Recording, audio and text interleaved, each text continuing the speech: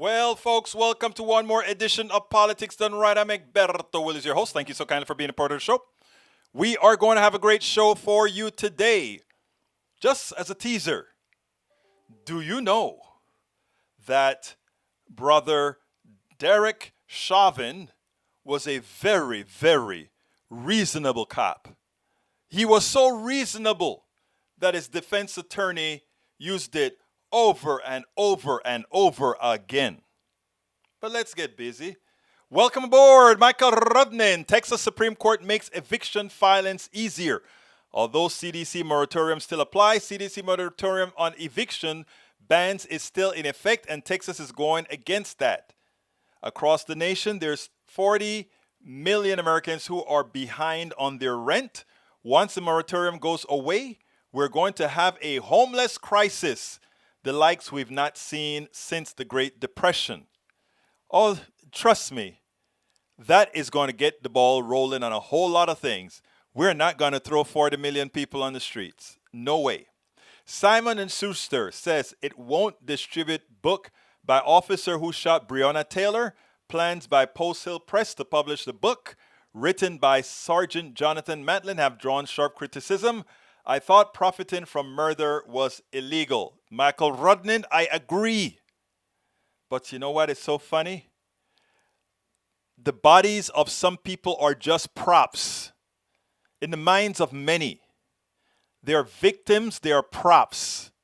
Breonna Taylor, prop. George Floyd, prop. Wright, Dante Wright, prop. Michael Brown, prop. Philando Castile, prop.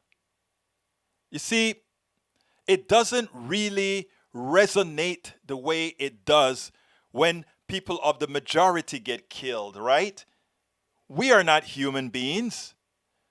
And to many, we are trying to teach that, yes, we are human beings. We have the same feelings. We have the same thoughts. We have the same things. Hue has little pigmentation, little to do with humanity. But it has been so inculcated into the minds of many that it's something that has to be relearned. Not relearned, it's something that has to be learned. Because all your life, so many have been taught that their dogs had more humanity than some. And that's the reason why we care so much about our dogs.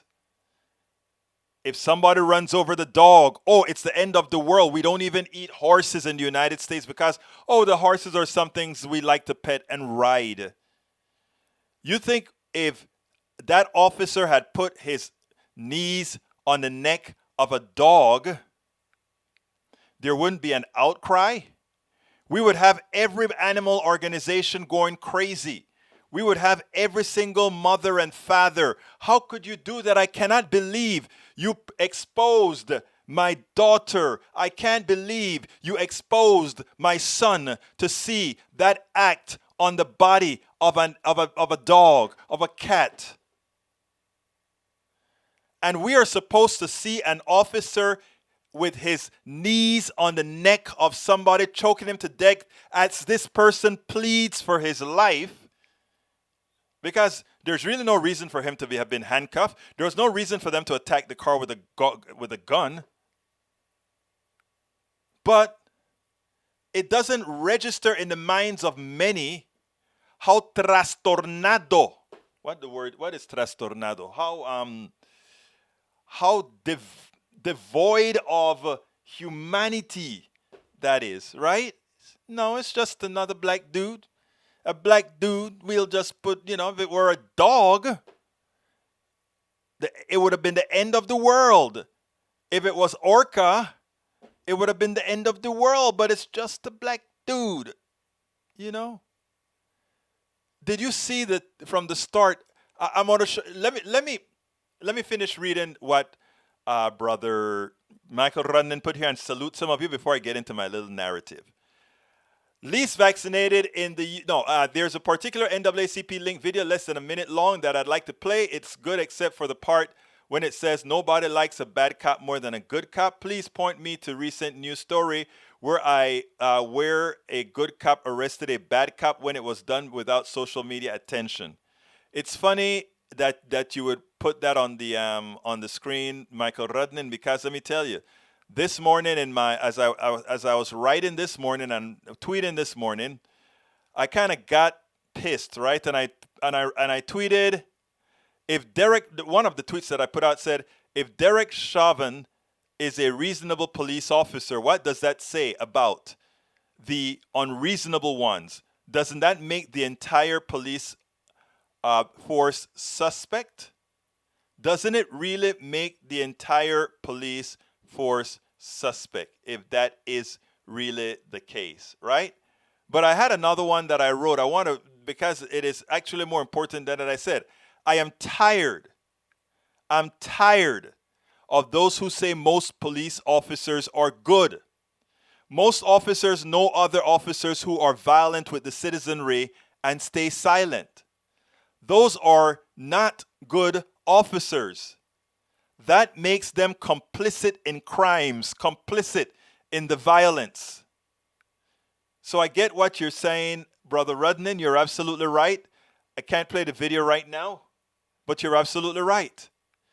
Least vaccinated U.S. counties have something in common: Trump voters. I can't understand this. COVID was the leading cause of death in the U.S. during the peak months. The grim death toll added up. There's already over 500,000 dead Americans, and they still haven't realized how deadly a disease we're talking about. They realize it. Trump was pushing vaccines the last year he was in office too. Not only that, they were trying to take, when Biden was getting the vaccines out much faster than Trump, they were like, we need to give Trump credit for the vaccines. Now his people won't even take the vaccine, you know. There are some who would say, not me, but there are some who would say an interesting thing. Survival of the fittest. And they would also say, well, if they decide that they don't want to take the vaccine, in the next election cycle, there will be less of them to vote. I don't partake with that. I'm too much of a humanist to partake of that thought. My thought is I am going to try to get every one of my non-vaccinated brothers and sisters to go get a damn vaccine. If not for themselves, for their families, don't you think? Julie Van Asdel, welcome aboard. Hey, Egberto, Bridge MCP, all. Another police shooting in Burnsville, Minnesota this weekend. This one does appear to be legit, but still, that's literally 5 minutes from my house. My soul is so sad. Sorry to hear that, Julie. Bridge MCP says polls show 43% of Republicans will not get the vaccine, 5% of Democrats won't, and 8% of independents. Seems to me like that gives us about 75% of the population who are going to take the thing, which means we can reach herd immunity if 43% of Republicans decide not to take it. Actually, more than 80% is because the Republican, if they are at 25% right now, 43% won't take it, which means 12, 13%. It still means that, and then the 3 and 5%, it still gives us over 80% of the people, I believe, if my math is working right. Deb Denny, welcome aboard. Let's see who else we got here. Eric Hayes, welcome aboard. Let's see who else. Eric Hayes, what poll? Let's see. Julie Van Asdel says, I feel like my state, or at least the metro area and its suburbs, are simply going to implode if one more injustice happens. I am not certain that even a guilty verdict is enough.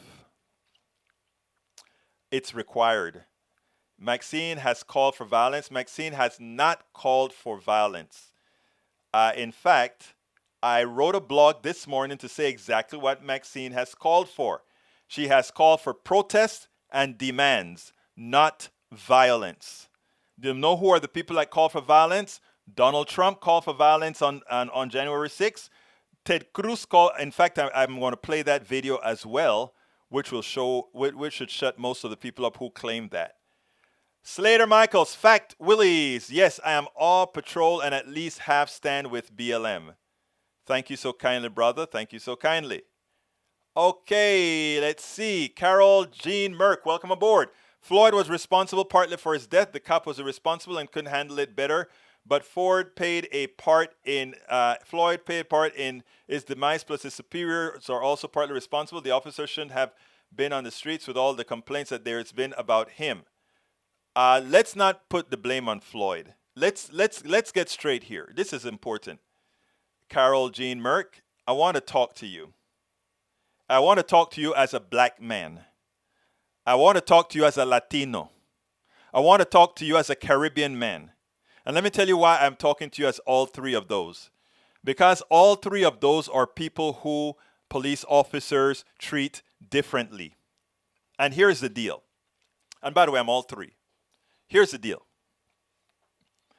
When that officer went to his door, he went to the door of Mr. Floyd, George Floyd. He went guns a-blazing, and he used the F word. Put your effing hands on the wheel.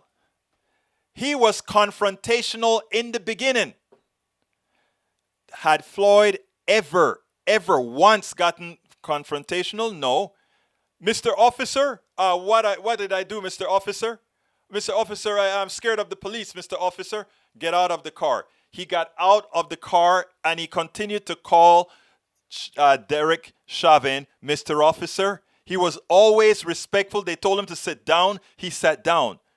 He got a panic attack going into a small space. That was a panic attack the guy was going through. A trained officer knows that. But they didn't see this guy as a human being. As he's begging for not going into that small space, he's completely ignored and they're shoving him in as they wouldn't have even shoved a dog in that manner. I cried this morning watching that. I cried. You know why? They always say, why don't you listen to what they tell you to do? Do it. Philando Castile did it. He was blown away. And we can go over and over again. It doesn't matter when you have a certain hue and a police officer is just pissed. Your life is in danger. I remember being stopped by a cop and I had my hands on, and this was a good guy. This was a young 30-something-year-old cop. I got him a commendation because I was so scared at the stop, and at the end of the stop, I was so happy. I wrote a blog, commended the guy for his professionalism, and the officer that I commended got an award, a community award for the way he treated me, and I wrote a blog about it that went viral. But understand that this man was treated like an animal. Don't say he's partly responsible. That the officer should have gone to the car and said, Sir, what's your name? Mr. Floyd? Mr. Floyd, it is said that you passed the ticket. I'm going to write you a summons to go to court. There was no arrest needed. There was no necessity to bring him into the system. I spoke to some folks on here that always say, well, like, Berto, if you look at the FBI statistic, black people commit more crimes than white people. That's not true at all. Black people just have more entries into the penal code because of the way the source of entry into the FBI statistics is who the cops decide to arrest and make a record of. So for all my brothers and sisters in Kingwood, my lily white neighborhood that I live in, these kids don't get records. They get taken home. These women who get stopped with open bottles, that's illegal here in Texas, they don't go to jail. They get a tap on the shoulder. So they never make an entry into the FBI statistics. So we have to understand the realities of what we talk about. And if you want to be honest, if you want to be real, if you want to solve the problem, if you want to say you're a moral person, then it's imperative that you understand what is actually going on the outside, not what you have been told by the right-wing media or what you think you know, as opposed to what we have been experiencing since the inception of this country. It is important if we always talk about, people, a lot of people like to talk about these issues like, oh, there you go again, there you go again. You're tired of hearing it. That's if you're tired of hearing it, it means that you haven't absorbed it, which means it had to be repeated. Okay, blanket statements are plain wrong at all levels and all sides. That's a generic statement. That's true, but generic. Lee Grant, good cop, bad cop. I bet in the real world it's not that simple. No, it's not. But if you live in my skin, you assume all cops are bad and you act accordingly because you taking the chance of not complete submission runs the risk of you not being alive for your kids, for your family, for your wife, for your mother, for everybody else. Sister Michaels, Slater Michaels. Nah, Biden kicks Trump's rump. Yes, Willies, it's the natural selection. LOL. All right, roll. Let's see. Deb Denny says, mine is scheduled in 2 weeks. Great, Deb. You go get your vaccination, my girl. Bridge MCP, what part is Floyd responsible for? Exactly, not a part.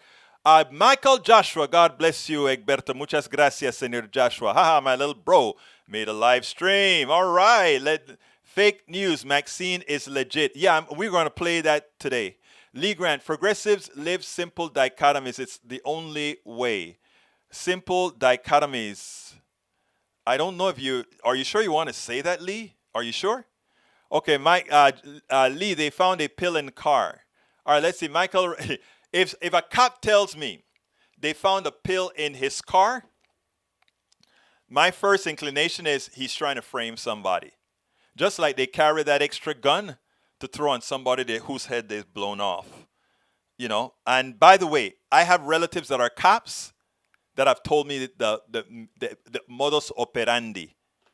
And I asked, so why didn't you report them? And he said, it is for, you know who to report, Egberto?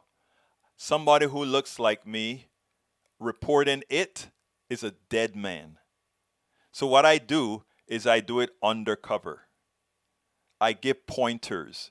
And I've gotten officers by giving pointers.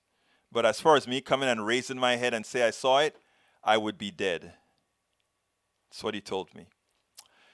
Lee Grant, conservatives are the ones who are simple dichotomies and not little nuance. Conservatives also like to accuse your position of what they're most guilty of themselves. Just look at the child molestation ring. It's really who again doing that sort of stuff? Tiala Wilson. Hi, been a while. Welcome aboard, Tiala Wilson. Had to go get energy right before I came out sharing it with the world. Thank you for sharing our programs. Folks, if you're with us right now, please share on your wall. Please share everywhere. We need this message to go out. Slater Michaels, they know that what they're doing. Block the trolls, Willies. No. Let me tell you something. You guys overpower the trolls because you guys are a bastion of truth. Slater Michaels. Bridge MCP Taylor was friggin' sleeping. Egberto blocks no one. Thank you, Bridge MCP. Michael Joshua, false equivocation. Michael Rudnin, the cop chasing Adam Toledo, yellow at the kid. Stop the weapon and turn around. Kid did as instructed and was blown away. Exactly. And they say, oh, the kid had a gun. I always return to say, why were you chasing the darn kid in the first place? The kid ran away. Only bad things happen if did you see the kid do something bad? Let the darn kid run away. Fight for a better day. But if it's a Latino, if it's a Caribbean, if it's a whatever, they're going to run and they're going to kill that person. They're going to shoot that person or they're going to submit, make sure that person is submissive. It's the mentality that they have. The desperation that comes from poverty is the leading cause of death. The only way race is a factor is who the police target for arrest and prosecution. And that is why you hear me talk about whenever we get the ghettos, the barrios, and Appalachia together, we are going to see that we are the ones that have something in common. And the police is but the enforcers for the plutocracy. And that's why their union is so powerful and so hard to break. We need to break their union and create a union that works for making sure their salaries are right, they have the right venues. But when it comes to immunity and that sort of stuff, I'm sorry, no, absolutely not. Dev Denny, the white guy that drug an officer down the street with his truck, and he lived, and hit the cop with a hammer, and he lived. Eric Hayes, media questions. Don't you think most media is left, not right, because most of it is suppressed? I don't know why people always say the media is left. I've been complaining that the media people call left is mostly right. You take a look at This Week or take a look at Meet the Press. Most of the people that get invited are Republicans. Most of the people that get an opportunity to put their message out are Republicans. There are many. Look it up. There are counts that say how many Republicans, how many Democrats have been on the show, and the Democrats and the Republicans lead. And it always seems like in order to not, it's a trick. You call the media left, and the media goes overboard to show that it's not left. And who pay the price? Those of us on the left. Michael Rudden, the desperation comes from poverty in its leading cause of crime. Exactly. The only way race. Oh, I read that already. Tom C. GOP is becoming the party of white supremacists by claiming Anglo-Saxon superiority over POC. I have something to play, but similar to that as well. Accidental double post. Ha! Okay, Michael. Chris Swindells. I'll leave that. That's a conversation. Lee Grant. Progressives like to think the things are simple dichotomies: good, bad, right, left. It leads to the kind of hyperbolic rhetoric Egberto is spouting. There's nothing hyperbolic about what I talk about. Nothing. I'd like you to define something hyperbolic that I've said, sir. Brother Lee Grant, let me know what I've said that's hyperbolic. And if I agree with you, I'll apologize for it. I promise you that. Maxine Water, visit the Minnesota was much needed boost to the hurting souls who've been out there day after day, their voices for justice. Maxine is one of my heroes. And the reason they hate Maxine, the reason they hate Alexandria Ocasio-Cortez, the reason they hate Ilhan Omar is that they do not abide by the left or the right or the Democrats or whatever. They are moral people that believe in treating people morally and believe in moral policies. And in a politics where you negotiate morality, they are on the outside. But we're getting more in. We have the guy that just went in Brooklyn. I don't remember his name right now. We have a lot of good progressives coming in that are going to make a difference. Slater Michaels, real talk. Things are getting better because more are aware and taking action. Slater Michaels, you're absolutely right. Let's see. Wow, I need to get into my videos, guys. Let's see. Maxine is cool. Michael, let's see. Press is no left, and yes, viva Maxine. Julie Van Asdel, Egberto, you should watch Bo of the Fifth Column's take on Adam Toledo shooting. He believes that it is because of the strobe light on his gun. I'll have to see that. Put the link in there for me, Julie. I have made many friends who were police. I have relatives that are police. They do plant drugs. They do use throwaway guns. Exactly. CNN left and MSNBC left and 60 Minutes left. Haha, that's a joke. Greg Hill. Haha. All right. The three females you mentioned are radicals. No, they're not. They're moral. Tiala Wilson. AOC is currently flipping. You cannot work with these people. They will turn on you. I don't. You know, a lot of my left brothers and sisters have really given AOC a hard time, and I am here to defend her. I interviewed her several years ago. I can't reach her. It's like I can't get to her now. They're too big for politics done right now. When in the beginning, Netroots, they came and asked for the interview at Netroots, but I can't reach them now. But I understand.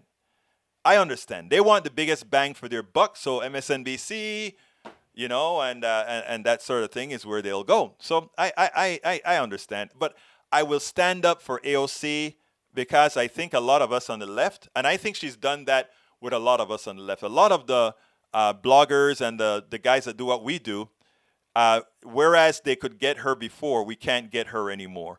And that hurts a lot of people's feelings. And then they start saying, oh, she's changed and all of that. It's not that she's changed. It's that she has to work differently. If I'm honored to get another interview with her, I'll be happy. But I am not MSNBC, big like MSNBC, that's going to reach a hell of a lot of people at one time.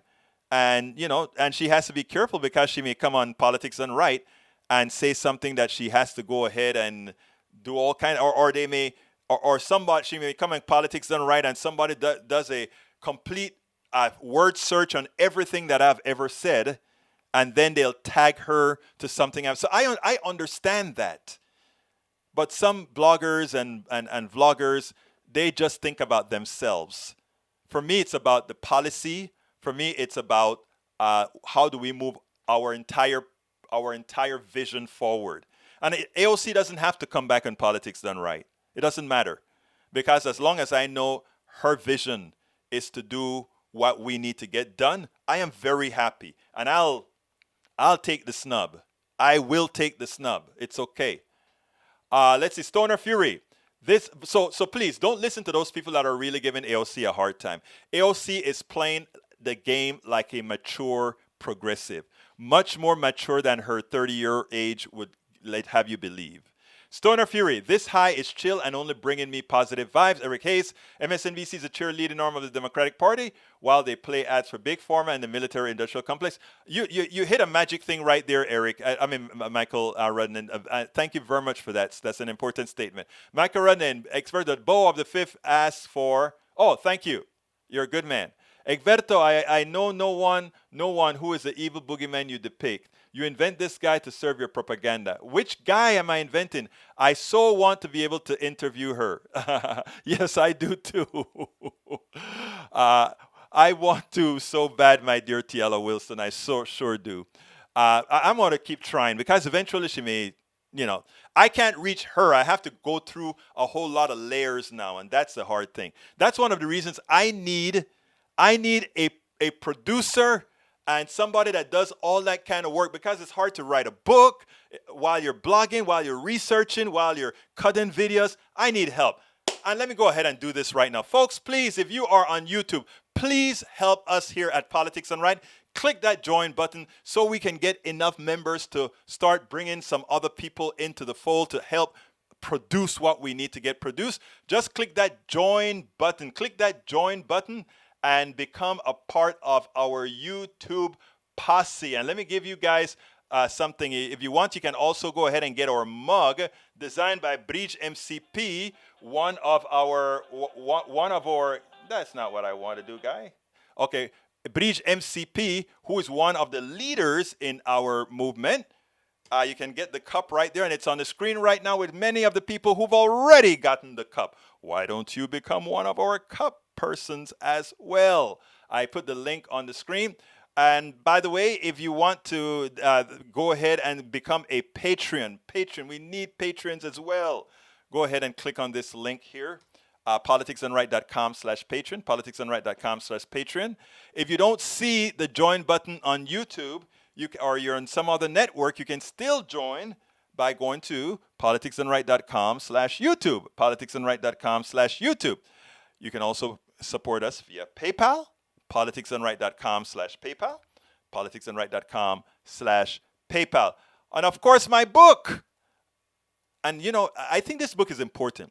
This book and the other book that I'm coming out with, which is How to Make America Utopia, they go hand in hand. It's worth it. How to talk to your right-wing relatives, friends, and neighbors. Please go ahead and get it at Amazon. There's a link to get it at Amazon.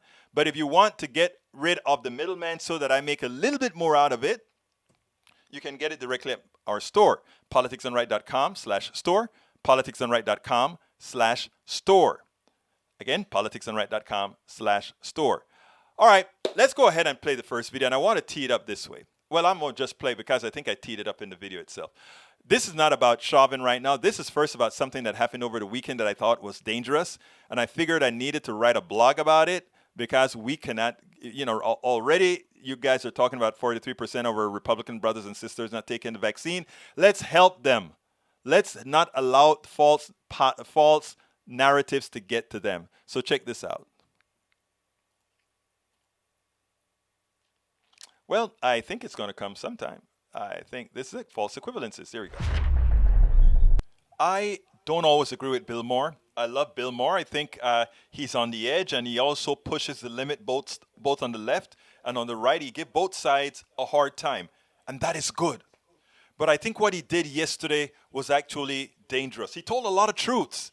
The problem is the truth in the wrong context can be used on all sides, and it's dangerous. And let me give an example. He points out the reality. In the beginning of the pandemic, we thought you had to wipe things down because the stuff could be transmitted easily on surfaces. We know that may not be the case. We also went ahead and started to ask everybody to vaccinate themselves. We know that works. But then we asked them also to still wear masks because we don't know if after being vaccinated, you can still transmit viruses.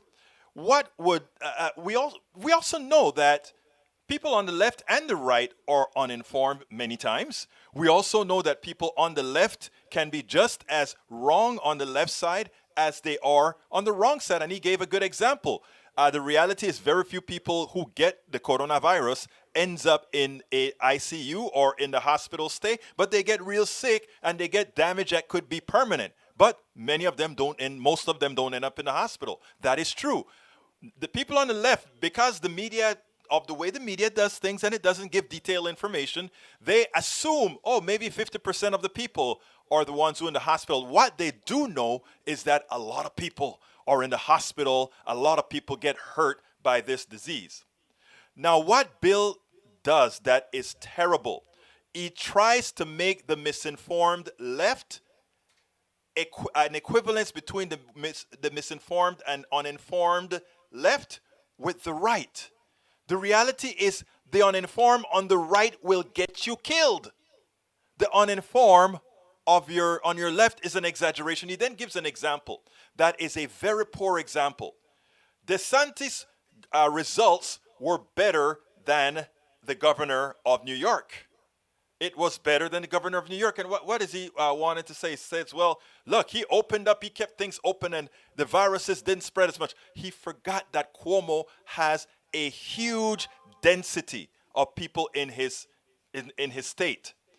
While everybody were still didn't have a problem, they were already infected and it was spreading like crazy. That was the reality. That was the reality in New York. And we have in Florida warmer weather, and not only warmer, not living on top of people as they are in New York. To compare those two governors with fatalities and compare those two governors on those particular issues makes no scientific sense. But to the average person, it's going to look like DeSantis was more open than Cuomo was, so DeSantis must have been more red or more honest than Cuomo. Look, Cuomo has his problems, but we're talking science here. The reality is, if you wear a mask, a 95 micron mask, it will eliminate most of the droplets that would go out that can spread to other people. That's a fact. So if you're wearing masks and if you're not exposed to people, you're not going to get the disease. And locking people down at times is the best thing to do. Now, those people that remained open and they said, well, nothing happened, that's a luck of the draw. Many people, even as they have states like here in Texas, the governor opened up Texas, but the reality is people have lost trust in the governor. So when he says open up or whatever, people kept their masks on. They have already seen him cause the destruction or rather the collapse of the infrastructure, the collapse of the electric grid here in the States. So they know that he's not somebody that you take at face value, except for the sycophants. Most people just do what they know is safe. I live in a very red area. And yesterday, we went to have a snack. And guess what? Everybody, all these red Republicans, Trumpsters, were all wearing masks when we no longer have to do so. So it's not that these guys are doing anything worth doing or that they're better or whatever. It is that people themselves, those who have self-educated, are doing the right thing. Now, what Bill Maher did yesterday on his show was dangerous. Because for those who are not informed on their own, who love to listen to him, and I love listening to Bill because a lot of times he makes a lot of sense, and a lot of what he said in made a lot of sense. Unfortunately, the pieces that were not based on science, or the pieces that gave false equivalences, or the pieces that made that compared two things that shouldn't be compared, will give all the necessary ammunition to those on the right to continue getting a lot of the people who listen to them killed. Exactly. That's going to get a lot of people killed. That 43% of Republicans that decided they don't want the vaccine. I'm going to talk to, I got a lot of Republican friends. And the ironic thing about it though is that most of the Republicans I know are actually have already taken the vaccine or are going to take the vaccine. In fact, a couple of ladies told me recently, Egberto, I need to go get the vaccine. But I didn't have, I keep trying, couldn't get it. Now, are you on the list? Yes, I'm on the list, but I want to get it earlier.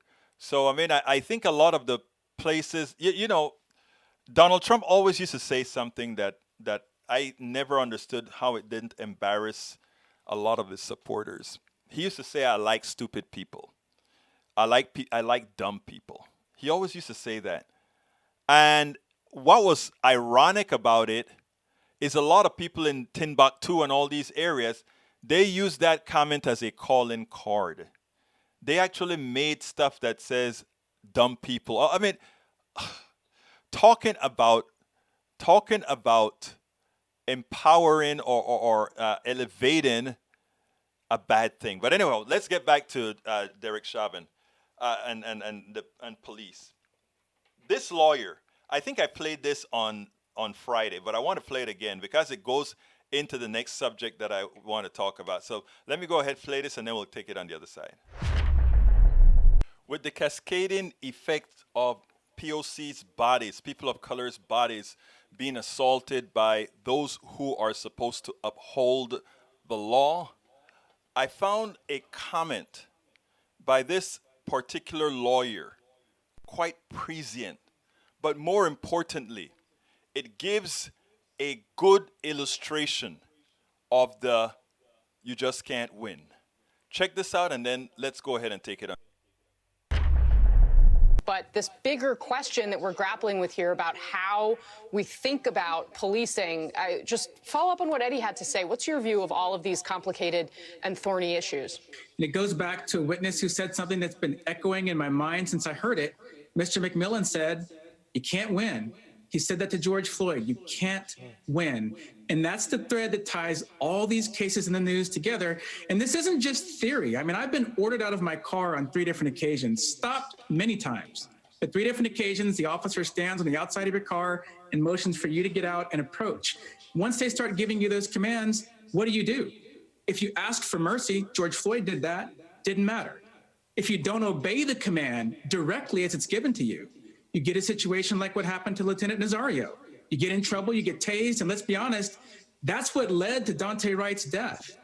And then if you follow the commands and you raise your hands like you're being told to do, you run the risk of getting shot. And so the situation we're creating is one where you leave people without hope, and that's when things are on the verge of combusting, as we're seeing in Minneapolis right now. The only thing that has led to change, I'll tell you this as a civil rights lawyer, the only thing that has led to meaningful change is people taking to the streets and protesting, but we're getting situations where we see this common playbook where authorities make promises that they know they don't intend to keep. And I think that's also what's going on in Brooklyn Park right now.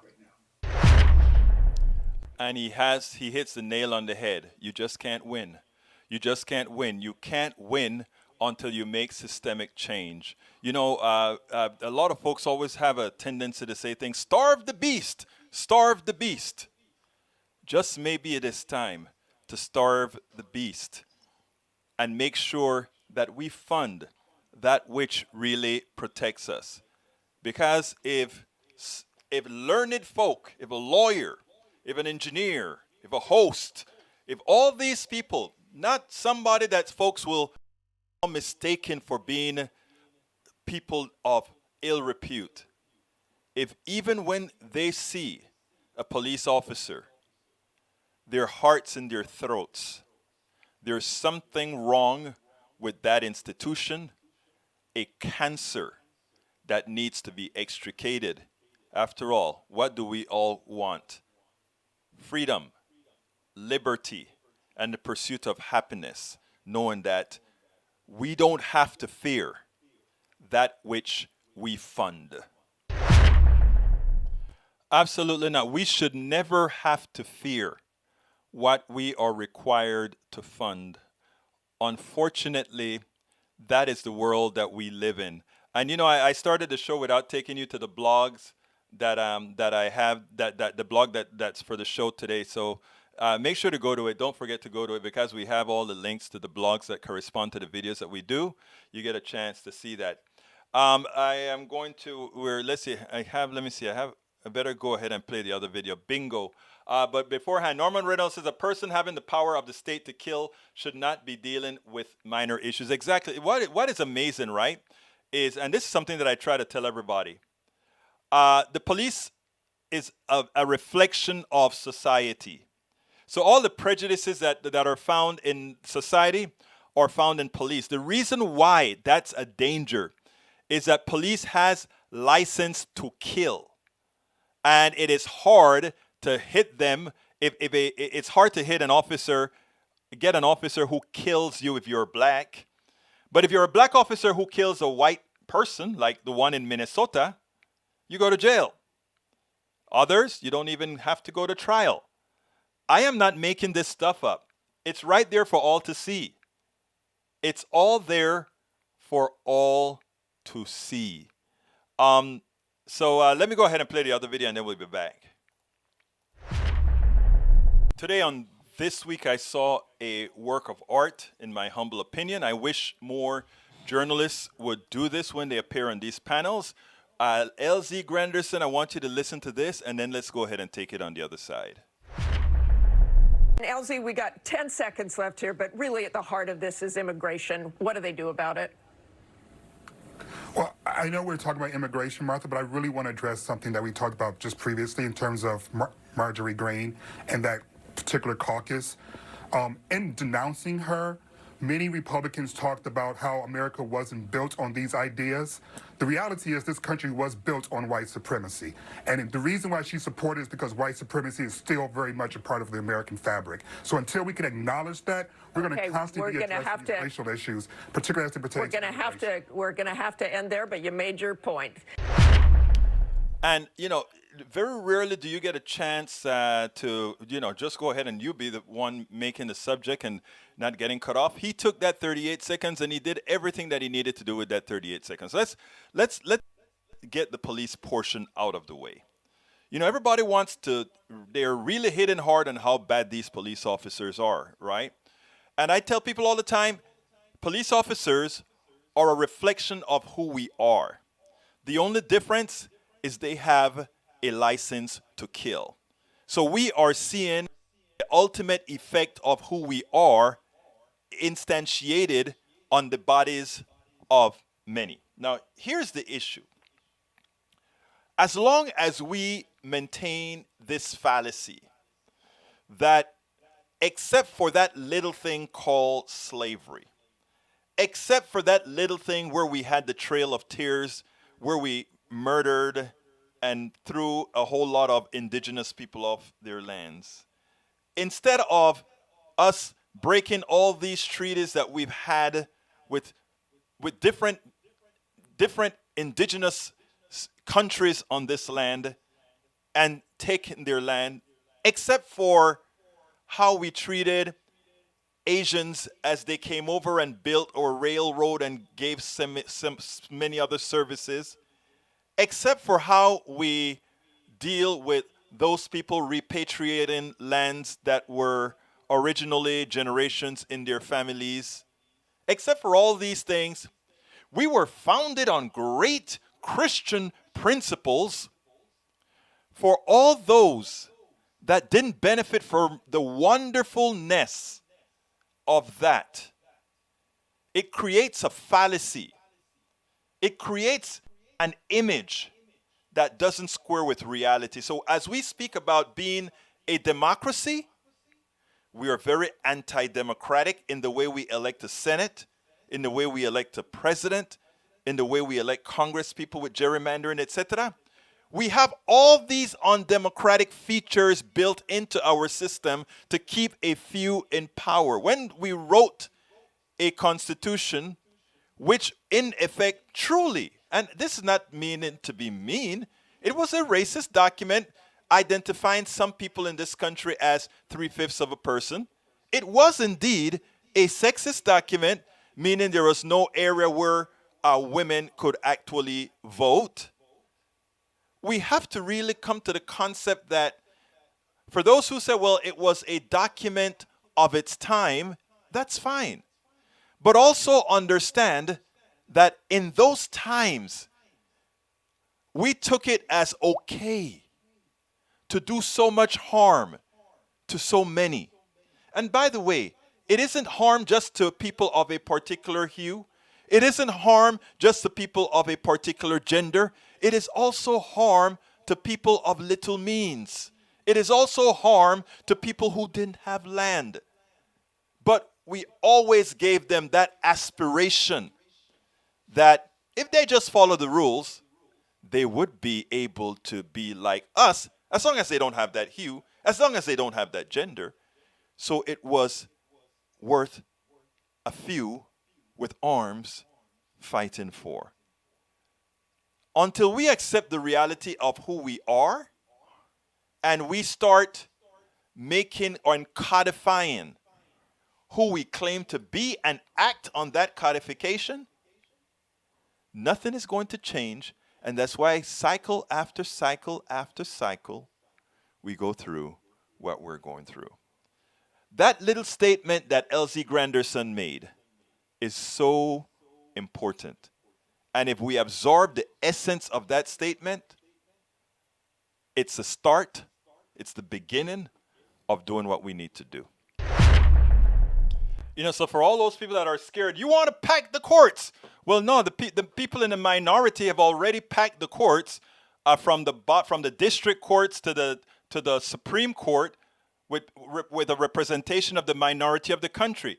The truth of the matter is, I would be honest, we don't want to pack the courts. We want to democratize the court after it was taken in an undemocratic manner. But, we don't have progressives that are willing to, we don't have Democrats that are willing to go out there on a limb, understanding that what we stand for supports most Americans. And the reason why is too many of us as well are in hock to the plutocracy. That's okay. We will continue to work. We'll continue to work very hard to get what's done. Now, I need to bring our Ted Cruz thing in here because earlier somebody said, hey, Maxine Waters wanted to create a violence if the case doesn't go the way it should. That's a lie. But let's really see who wanted to create violence. CNN got an A+ for this one. They really gave a hit to the Republican hypocrisy, not only with what Representative Maxine Waters had to say, but contrasting it with what all those Republicans were talking about as they incited violence. Maxine didn't do that, but they did. Let's take a look at this, and then we'll take it on the other side. So this weekend, California Democrat Maxine Waters was asked what should happen if the jury in the Darek Chauvin trial does not deliver a guilty verdict. Her response? We got to stay on the street, and we've got to get more active. We've got to get more confrontational. We've got to make sure that they know that we mean business. Now, she didn't say what type of confrontation. Still, this is not the language that business owners in Minneapolis want to hear, or the people calling for calm, including the president or the family of George Floyd. All public schools in Minneapolis are going remote this week out of concern. They don't want physical confrontation. House Minority Leader Kevin McCarthy called it an incitement of violence and said he will take action against Waters if Speaker Pelosi does not. But this is how Republican Senator Ted Cruz chose to respond. In a tweet, Democrats actively encouraging riots and violence. They want to tear us apart. That's Ted Cruz of the not accepting the election results before or after the insurrection cruises, which might lead one to wonder if this is a case of the pot calling the kettle violent. To jog your memory, Donald Trump, pot. Our country has had enough. We will not take it anymore, and that's what this is all about. You'll never take back our country with weakness. You have to show strength, and you have to be strong. Mo Brooks, pot. Today is the day American patriots start taking down names and kicking ass. Rudy Giuliani, pot. If we're right, a lot of them will go to jail. Let's have trial by combat. So I don't recall the Republicans are encouraging violence tweet from Ted Cruz after that. There wasn't one. Or after we heard on January 2nd from this pot. Just like the Patriots gathered at Bunker Hill, just like the Patriots gathered at Valley Forge, just like the Patriots who forged this nation, the men and women gathered here and across the state of Georgia are fighting for the United States of America. As we defend our Constitution, as we defend our freedom, and we will not go quietly into the night. No, they are tearing us apart. Tale of woe from Cruz on Cruz. Also, it's not like this guy is some peaceful prophet of gentility. This is the man who wants to do unspeakable things to books that say mean things about him, asking his supporters to vote on, quote, whether we machine gun John Boehner's book, take a chainsaw to it, or burn the book to light cigars. Where does that rank on the they are tearing us apart meter? Look, Maxine Waters needs to answer to Maxine Waters. She has said incendiary things in the past, and this is a week where the nation is very much on edge. But Ted Cruz needs to look in the mirror, which can be tough, especially for him. Because you know what they say, when the going gets tough, the pot goes to Cancun. Did he hit the nail on the head or what? But anyhow, look, let's get serious here. It's not Maxine wasn't trying to incite violence. Maxine was saying something that we all should be cognizant of. And that is, with all the evidence that came out against Chauvin as he murdered George Floyd, if America is unable to get a conviction on an officer murdering another person, effecting a very violent act on another human being, a human being of color, if it is impossible for us to convict an officer, and by the way, a black officer has already been convicted for genuinely being startled and accidentally killing a white woman right there in Minnesota.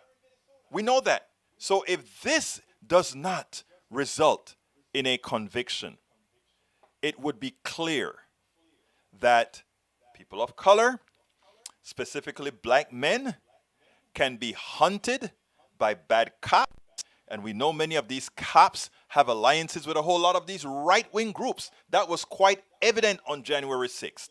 It would mean that there are a particular group in this country that police officers present a clear and present danger to them. And the question is, what then do they do if America tells them we cannot even convict officer that we have seen murder one of you in broad daylight in front of a crowd begging him not to murder you?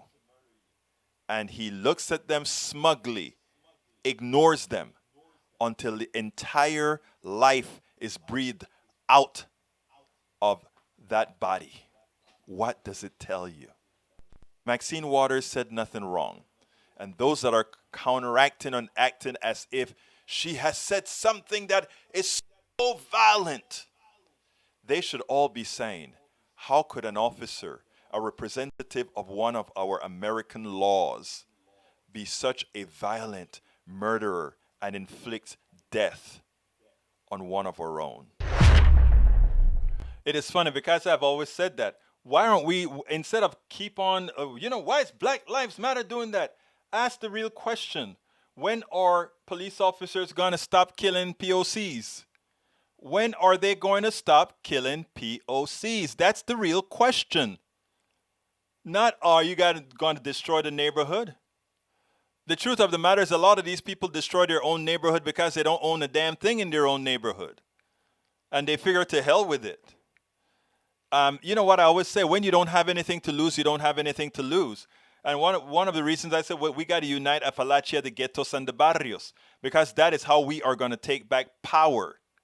That is how we take back power. Not take back power, that is how we demand power. By us not allowing them to divide us. That is how we do it. But folks, we're getting near the end of the line. Let me salute everybody. Slater Michaels, welcome aboard. Egberto 2024. No, I am not a politician. I'm an activist. Mike Lowry, welcome aboard. E2247, welcome aboard. Linda Joe Kessinger, muchas gracias. ¿Cómo estás, mi amiga? Michael Rudnin, Michael Joshua. Let's see. Michael Lowry says, BLM, Black Lives Matter with the hashtag. Let's see. Michael Hayes says, Norman Reynolds, dude, your chart goes to 2018. How about getting some? I don't know if there's updated information. That's a problem. I just have to say that I love that Breonna Taylor has started doing the early show on CNN. I listen to CNN as I walk my dog at the park. Exactly right. Exactly right. Okay, let's see who else I need to salute.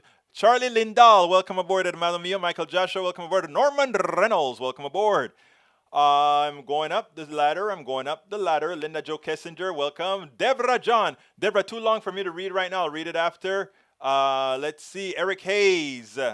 Para ver quién más está aquí. I know I saw quite a bit more up here, so I'm going slow, but you know my eyes, what it does. Slater Michaels, I think I called you out already. Deb Denny, welcome aboard. Keep scrolling up. And by the way, folks, if you're listening, the only things I see or what you place on the YouTube chat, the Twitch chat, or the Facebook chat on my page, on the Politics Done Right, on the facebook.com/Politics Done Right. All the other pages, I don't actually see the whatever you put in those chats. Daniel Ledo, welcome aboard. He says, I'm always amazed how freely Egberto lies every day. It reflects his character. You know, Michael Ledo is famous for saying, I lie. But when asked for him to tell a specific lie that I've told, he has always been unable to actually tell me the lie that I told. So I am a liar who doesn't lie. Hey, I'll take it. All right, let's continue. Para ver. I'm going up. Chris Swindles, welcome aboard. The virus is like Russian roulette. You don't know how, if you get it, or how bad it will be. That's the best I've heard it. You're absolutely right, though. Because a lot of people get it and it's fine, but, you know, you may be the unlucky one. Slater Michaels, welcome. Chris Swindles, I think I just called you out. Let's see. I think people have made up their minds on vaccines. To some extent, you're right. All right, I'm still going up the ladder. I'm about a minute late, but I need to get out of here. So let's see what else I got. Greg Hill, welcome aboard. Okay, you have your opinion. We'll have to agree to disagree. Stay strong on the left, and if socialism takes over, everyone will become their slaves, imprisoned or killed. Wow, Greg, stick with us. You'll see what. And get ready to buy my book, the one that's called America Utopia. All right, let's see. Tiala Wilson, welcome. Bienvenida. Deb Denny, welcome. Slater Michaels, Dave Anchovies, welcome aboard. Let's see who else. Lee Grant, my brother, welcome aboard. And Stoner Fury, love that name. Let's see, I think I got everybody. If I missed you, forgive me, but I got to get out of here. My name is Egberto Willies. This is Politics Done Right, and you know how I end this baby. I am what? Out. We spend a lot of time deconstructing the news, trying to parse it into a form that everybody can understand. We try to find those little nitpicks where it flies above the fray, etc. If you really like these videos that we do, I want to ask a big favor. Please go ahead, number one, subscribe to our channel, and number two, please join if you can. Thank you so kindly for watching. Keep watching. Please remember to share. We must populate the entire internet with our progressive message, a message that we know is what most Americans say that they want. So help us, please join.